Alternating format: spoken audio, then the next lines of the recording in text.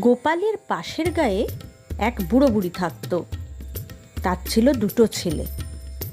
বুড়ো বুড়ির টাকা পয়সার কোনো অভাব ছিল না, সচ্ছল পরিবার ছিল।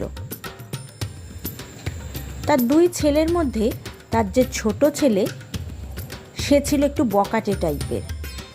আজে বাজে বন্ধুদের সাথে মিশে সে খারাপের দিকেই যাচ্ছিল, কিন্তু বড় ছেলে ছিল খুব ভালো, সৎ।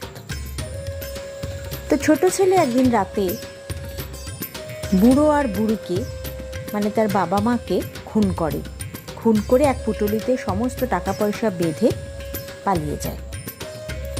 পরের দিন সকালে বুড়ো বুড়ির বড় ছেলে রাজা কৃষ্ণচন্দ্রের কাছে এসে অভিযোগ করে। অভিযোগ শোনা মাত্র রাজা কৃষ্ণচন্দ্র পাইক পেয়াদা দিয়ে ছোট ছেলেকে ধরে নিয়ে আসে, খুঁজে নিয়ে আসে।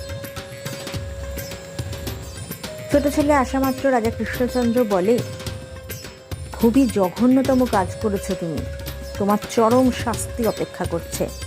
বলা মাত্র সভার এক প্রবীণ সভাসদ উঠে দাঁড়িয়ে বলল, মহারাজ, ও ছোট, ও নাবালক, তাছাড়া ও সদ্য বাবা মা হারিয়েছে, ও অনাথ হয়ে পড়েছে, ভুলবশত একটা কাজ করে ফেলেছে, ওকে চরম শাস্তি থেকে বিরত দেওয়া হোক। চরম শাস্তি দিতে গিয়েও রাজা কৃষ্ণচন্দ্র পিছিয়ে এলেন, বুঝতে পারলেন না কোনটা ঠিক কোনটা ভুল। তখনই তিনি গোপালের দিকে তাকালেন।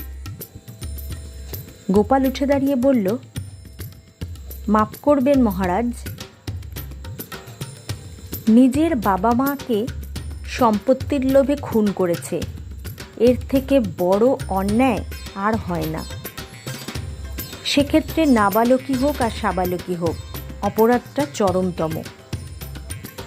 তাছাড়া অনাথ হওয়ার ব্যাপারটা ও তো নিজেই করেছে, ও নিজেই ওর বাবা মাকে খুন করেছে, তাহলে এক্ষেত্রে ও চরম শাস্তিই প্রাপ্য। গোপাল যখন এর গুরুত্বটা বুঝিয়ে বললেন, সভার সব লোকেরাই বুঝলেন এবং রাজা কৃষ্ণচন্দ্র বুঝে সেই ছোট ছেলের চরম শাস্তির ব্যবস্থা করলেন।